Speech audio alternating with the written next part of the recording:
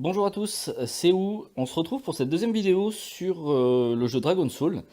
Alors, à la base, comme promis, j'avais prévu de faire une vidéo plus poussée, plus approfondie sur l'optimisation des runes. Et en fait, dans celle-ci, on va parler plutôt des stats. Euh, pour optimiser vos héros, il faut comprendre comment fonctionnent les stats, quels vont être leurs impacts sur les autres héros, sur les compétences, sur les sorts, etc. Donc on va prendre un petit peu tout ça dans le détail. Pour avoir des petits descriptifs sur les stats, si vous en avez besoin, il suffit d'aller dans une fiche de perso, de cliquer sur stats, vous l'avez sûrement tous fait. Là vous avez toutes les stats disponibles de votre héros. Et en haut, le petit i, vous avez des descriptifs. Alors je vous conseille de les lire, ça peut aider, ça peut permettre de clarifier les idées. C'est ce qu'on va faire dans cette vidéo, mais si vous avez besoin, vous pourrez y retourner. Alors on va commencer par, on va dire les stats de base, la force, l'agilité, l'intelligence. La force va augmenter la santé de votre héros et son armure. L'agilité va augmenter les dégâts basiques, l'armure, un petit peu moins que la force, et le critique. L'intel, elle, va augmenter la puissance de compétence et la résistance magie. Alors, la stat principale de vos héros, donc c'est la stat la plus élevée, par exemple ici on voit stat principale intellect pour le Vampidraque, celle-ci va augmenter les dégâts basiques. Alors, l'attaque de base de vos héros, qu'on voit ici, est uniquement basée sur les dégâts basiques.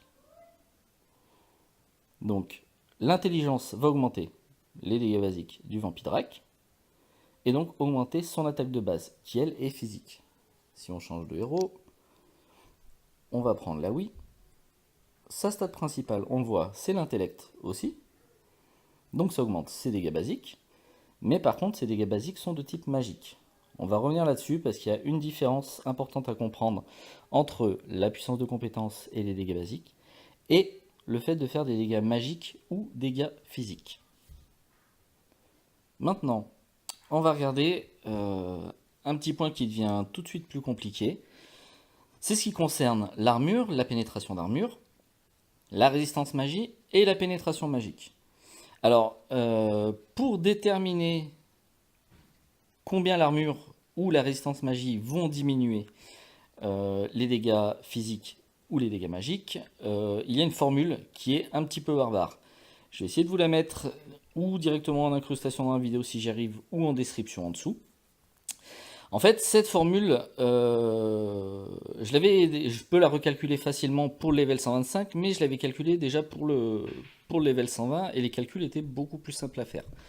Grosso modo, lorsque vous aviez 1500 en armure, cela réduisait de 50% les dégâts physiques entrants.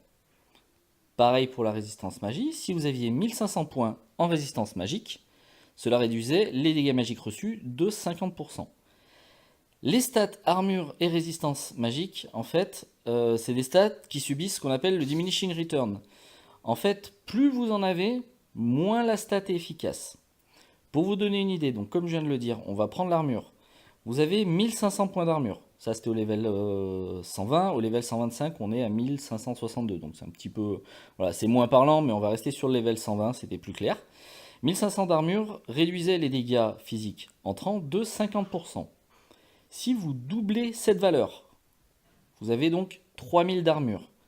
La réduction totale est de 66,6%. C'est-à-dire que les 1500 premiers points d'armure vont réduire de 50% les dégâts physiques entrants, et les 1500 points suivantes, eux, vont réduire les dégâts physiques uniquement de 16,66%. Donc on voit bien que plus ça monte, plus on en a, et moins c'est une stat qui est efficace.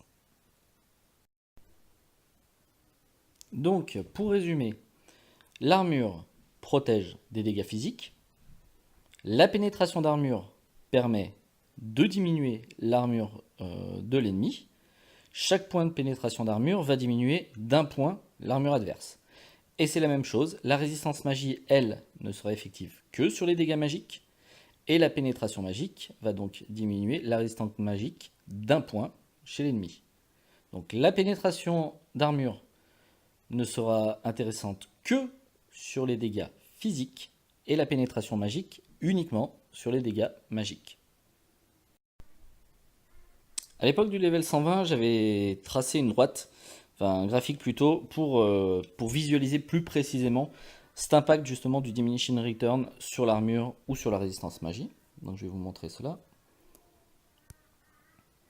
Donc on voit les abscisses, où vous voyez le 5000, ça c'est la quantité d'armure. Et en ordonnée, alors le petit 1 est caché, j'étais parti sur une valeur de 10 000 en dégâts entrants. Pour les ordonnées, ça c'est donc les dégâts. Et on voit bien que plus la droite n'est pas du tout linéaire, donc plus vous allez avoir d'armure, moins la réduction des dégâts entrants va être effective et intéressante. Suite à cela, vous avez comme autre stat la santé, qui représente les points de vie totaux de vos personnages. La régénération de santé, c'est dans les modes où vous avez plusieurs phases de combat, et donc c'est la quantité de points de vie que vous allez récupérer entre chaque mode. L'énergie, c'est l'énergie d'une barre d'énergie qui est égale à 1000. Et la régénération d'énergie, c'est l'énergie que vous allez récupérer justement dans des modes où vous avez plusieurs combats qui s'enchaînent entre chaque combat lorsqu'il est possible de le faire. On va maintenant parler des dégâts basiques et de la puissance de compétence. Alors, on va prendre des sorts. Tous les sorts où vous voyez des valeurs en verte, ces valeurs-là seront augmentées par la puissance de compétence. Si je change et que je vais sur un héros plutôt physique, on va prendre la barde, le shred. Sur le shred, vous voyez que la valeur des dégâts du shred est en orange. Tout ce qui est en orange est boosté par les dégâts basiques. Donc il va bien falloir différencier une chose, c'est que puissance de compétence et dégâts basiques, ça c'est pour booster des sorts, grosso modo. Et ensuite, il faut regarder si vos sorts font des dégâts physiques ou des dégâts magiques. On va prendre le cas d'un personnage un peu particulier qui est le génie. Le génie, si on regarde son white, dans le tooltip du sort, on voit que c'est en vert. C'est-à-dire que ce sort est boosté par la puissance de compétence. Par contre, c'est des dégâts de type physique. Donc, c'est des dégâts qui vont faire face à l'armure adverse et pas la résistance magique adverse. Et c'est des dégâts qu'on peut booster par la pénétration d'armure et pas par la pénétration magique. Si je vais sur les runes de mon génie, vous voyez que je suis parti sur le 7 Océan qui lui booste la puissance de compétence. On reprend le bazooka. Les valeurs sont en verte, donc bien boostées par la puissance de compétence. Donc c'est intéressant dans ce cas-là d'utiliser la puissance de compétence. Par contre, si je vais dans le détail de mes runes, j'ai mis de la pénétration d'armure. Car les dégâts du bazooka sont de type physique, donc boostés par la pénétration d'armure. Voilà, vous comprenez donc qu'il est important de regarder si le sort est basé sur du dégât basique ou de la puissance de compétence, et ensuite si on a un sort de type physique ou magique. Je vais prendre par exemple le ninja. On va revenir sur le ninja. Si on prend son white est boosté par des dégâts basiques. C'est écrit en orange. Par contre, les dégâts sont de type magique. Donc vont avoir affaire à la résistance magie. C'est pour ça que si vous vous retrouvez par exemple avec de la pénétration magique sur votre ninja, ça va booster son white. Par contre, si vous mettez de la puissance de compétence, là, on est sur des sorts orange, donc ça sera inutile. Si je prends maintenant son vert à nouveau est orange, donc boosté par les dégâts basiques. Par contre, la nature du vert est de type physique, donc boosté par la pénétration d'armure. C'est pour ça que votre ninja, si on prend le white ou le green, ça sera intéressant de mettre des dégâts basiques, ça boostera les deux. Par contre, on peut avoir de la pénétration magique qui sera intéressante pour le white, ou de la pénétration d'armure qui sera intéressante pour le green. Autre stat que nous allons discuter maintenant, c'est le taux de critique et l'augmentation aux dégâts des critiques. Alors le taux de critique subit aussi une légère diminution, un peu comme la pénétration d'armure ou l'armure. Donc plus vous en avez, moins c'est intéressant, mais ce n'est quand même pas aussi prononcé que pour l'armure et la pénétration d'armure. Voici la courbe, donc en dessous, en abscisse 10 000, ça c'est votre score en taux critique. Et sur les ordonnées, on voit le 50, c'est le pourcentage réel en conversion. J'essaierai peut-être de mettre aussi la formule pour que vous le calculiez. Donc vous voyez que ça diminue légèrement, mais globalement c'est une stat qui reste relativement constante. Maintenant, si on va parler de l'augmentation, les bonus des dégâts aux critiques. Donc là, ce qu'il faut savoir déjà, c'est qu'un critique fait le double d'une attaque de base. Donc c'est pour ça qu'au bonus des dégâts critiques, vous avez 200%. Là, sur mon archère, on voit ajouter à cela 104,4%. Cette stat, le bonus de dégâts critiques, est une stat qui est constante et linéaire. Chaque pourcentage gagné, en fait, rapportera autant de points que le pourcentage précédent. Il n'y a pas de diminution, contrairement à, par exemple, la pénétration d'armure. C'est pourquoi cette stat peut être, par exemple, intéressante sur un personnage comme l'archère. C'est un personnage qui a un énorme taux de critique, donc il va faire énormément de critiques.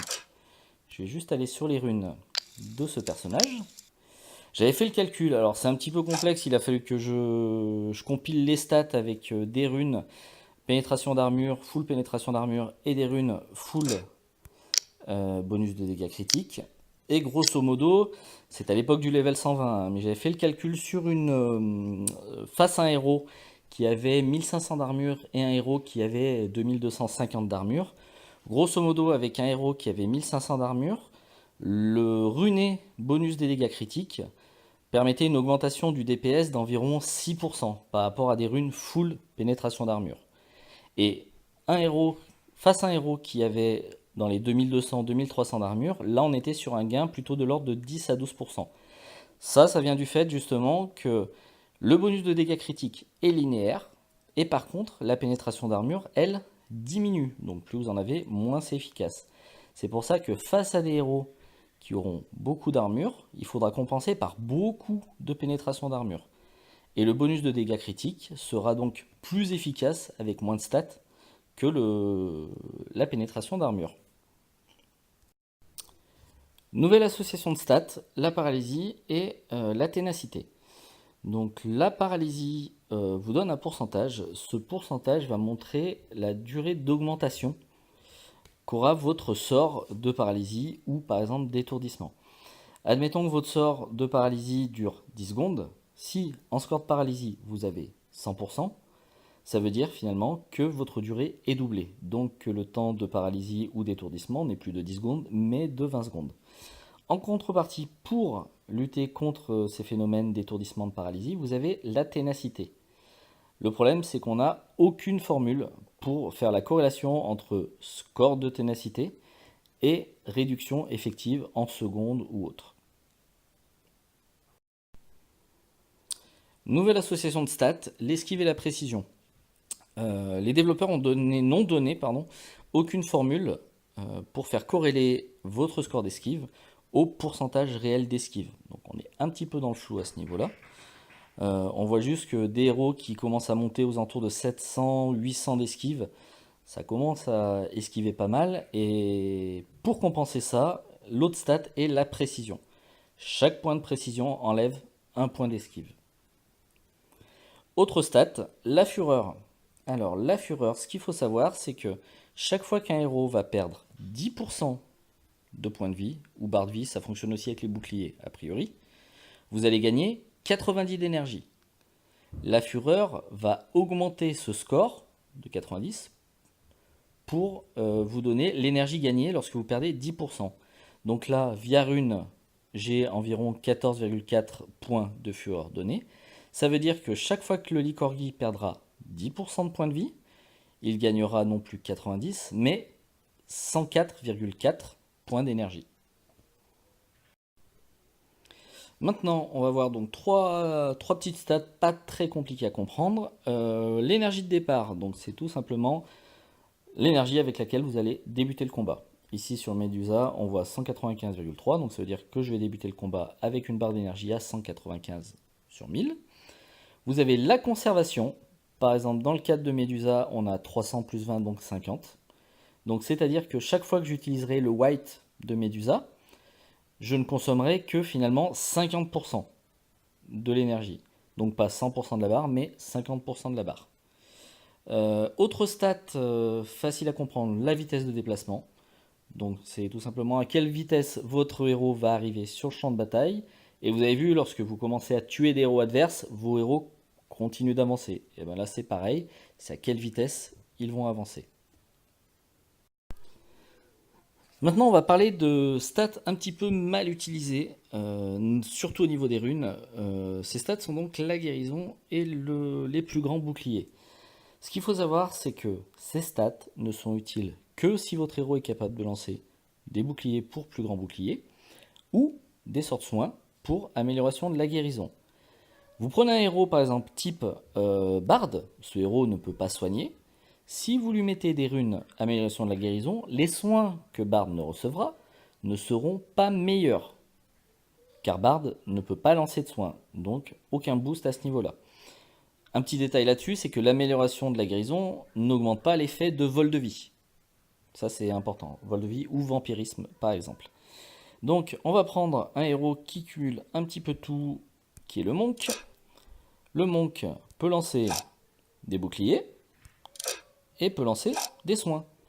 Donc sur lui, avoir des runes amélioration de la guérison ou bouclier peut être rentable. Si on prend par exemple un autre héros type Cyclope, regardez toujours les sorts de vos héros pour savoir ce que votre héros fait. On prend son premier sort, on a un sort de dégâts. Son deuxième, un autre sort de dégâts qui a une capacité étourdissante, donc on peut utiliser par exemple des runes avec paralysie. Son troisième, un nouveau sort de dégâts. Et son quatrième, c'est son boost d'énergie. Donc on voit que le Cyclope n'a aucun sort de soin et ne pose pas de bouclier. Donc mettre des runes plus grand bouclier ou amélioration de la guérison sur lui est complètement inutile.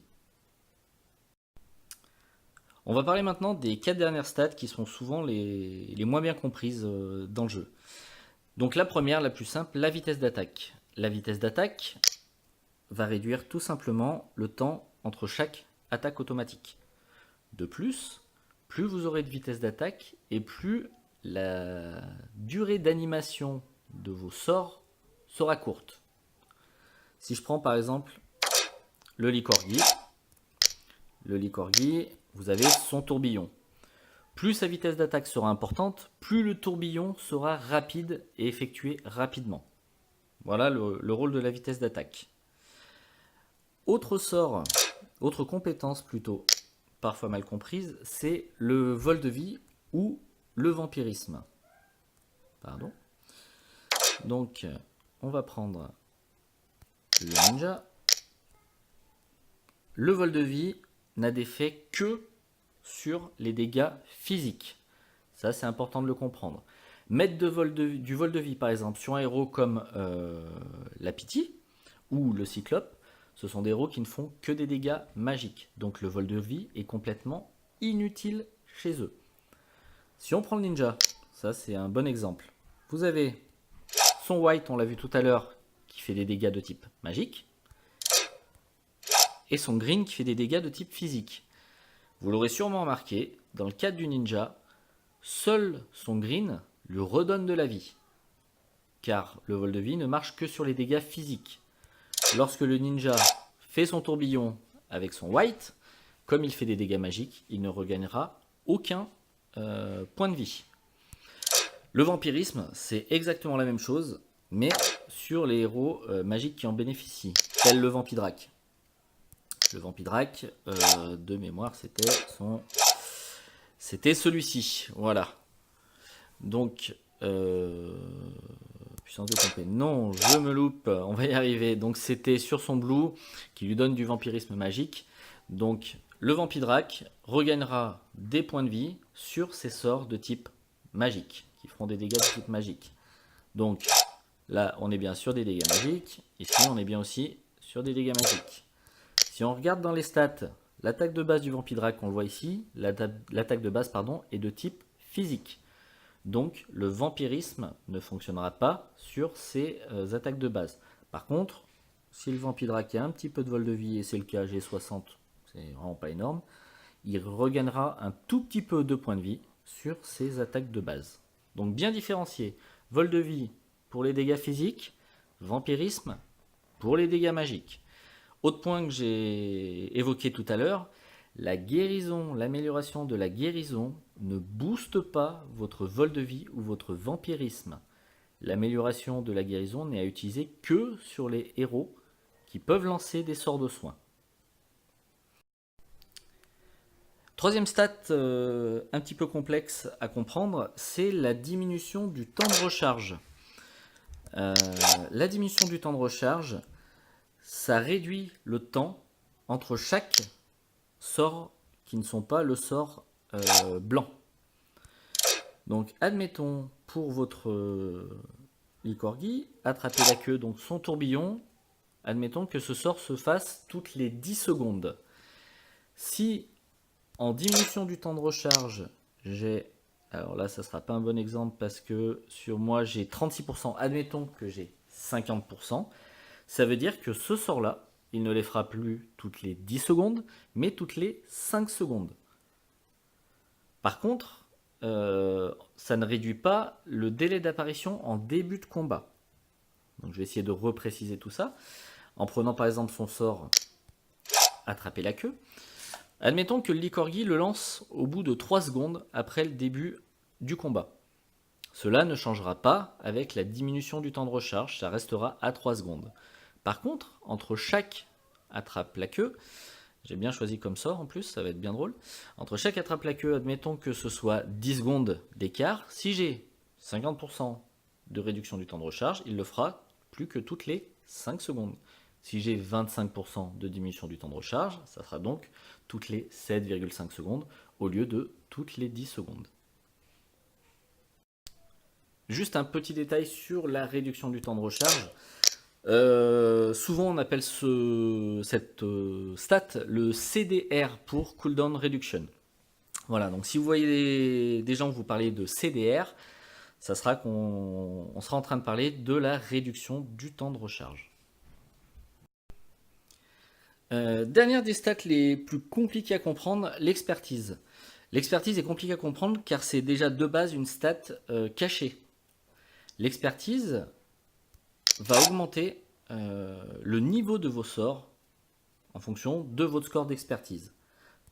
Par exemple, si les sorts sont au max comme ici, niveau 125, 125, 105, 85 et 65, si j'ai un point d'expertise sur mon héros, ça veut dire que les sorts sont passés de niveau 126, 126, 106, 86 et 66. Mais ça ne se verra pas. C'est ça la petite subtilité avec l'expertise.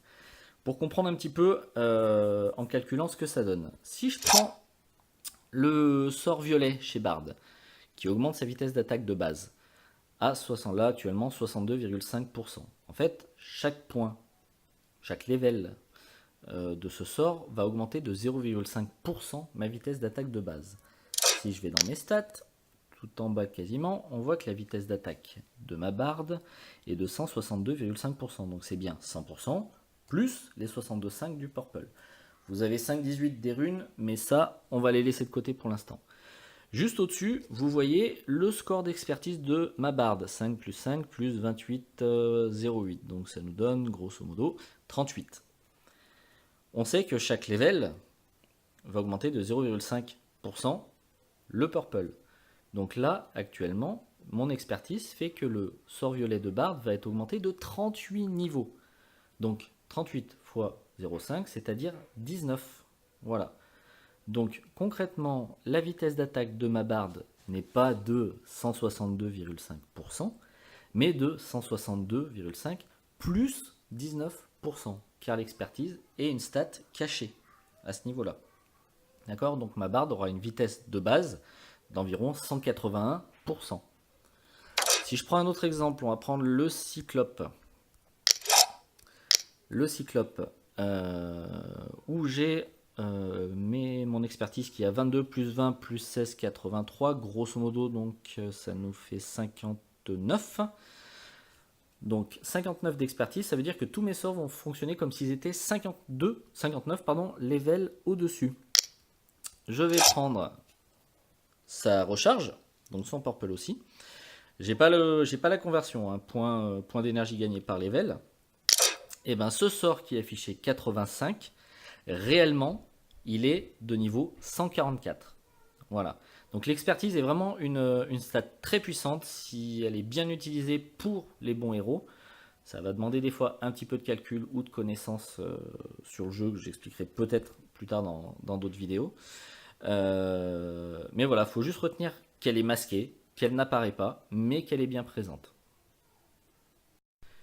Dernier point, sur les stats, on a tout ce qui est sous-type de dégâts.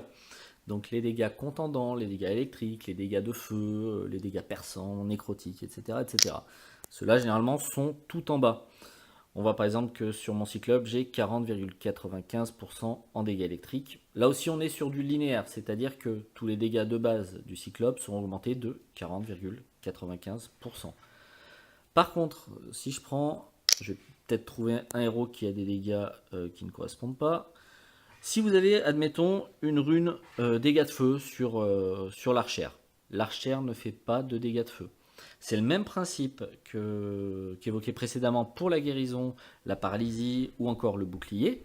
Si votre héros ne fait pas ce sous-type de dégâts, ce sous-type de dégâts n'apparaîtra pas sur votre héros. Votre héros ne se mettra pas à faire des dégâts de feu par exemple. Pour terminer, on va parler des caps. Donc il y a 4 stats qui ont un cap. C'est-à-dire que passer un certain niveau, augmenter cette stat ne sert plus à rien. Vous avez la conservation, la guérison, la vitesse d'attaque et le CDR, donc réduction du temps de recharge. La conservation, le cap maximal est 50%, c'est-à-dire que vous ne pourrez que garder 50% de votre barre d'énergie lorsque vous utilisez un white. Avoir 60-70% de conservation ne sert à rien, on s'arrête à 50%. Le cap de la guérison, lui, est de 500%. Passer les 500, c'est pareil, chaque point en plus ne sert à rien. La vitesse d'attaque, c'est compliqué de le dépasser juste avec des runes, mais faut le connaître quand même, c'est 300%. Celui-ci, on le voit surtout avec Bard. Vous voyez qu'une Bard est capable de lâcher des fois 3, 4, 5 whites d'affilée. Grosso modo, une Bard arrive au cap des 300%, et donc toute sa team derrière, à peu de choses près, au bout de 3 whites. Voilà. Et enfin, pour terminer, donc le CDR, la réduction du temps de recharge. Le cap pour cette stat est aussi de 50%. Donc on ne peut diminuer au maximum que de moitié le cooldown entre deux aptitudes. Voilà, donc on est arrivé au bout de cette vidéo sur les stats. Tout le monde peut aller prendre ou un Doliprane ou un aspirine. Si vous avez des questions, n'hésitez pas à les poser dans les commentaires. J'ai essayé de faire un tour relativement complet de la chose, mais c'est quand même assez complexe. Dans de prochaines vidéos, vraiment on parlera de runes, on comprendra un petit peu mieux l'impact de cette stat, le choix des stats, etc. etc. Mais voilà, cette vidéo était vraiment nécessaire avant d'attaquer le dur de l'optimisation des runes, car il fallait bien comprendre toutes les stats, à quoi elles servent, comment elles fonctionnent, avant d'attaquer là-dessus. Voilà, merci d'avoir regardé la vidéo jusqu'au bout, et à bientôt.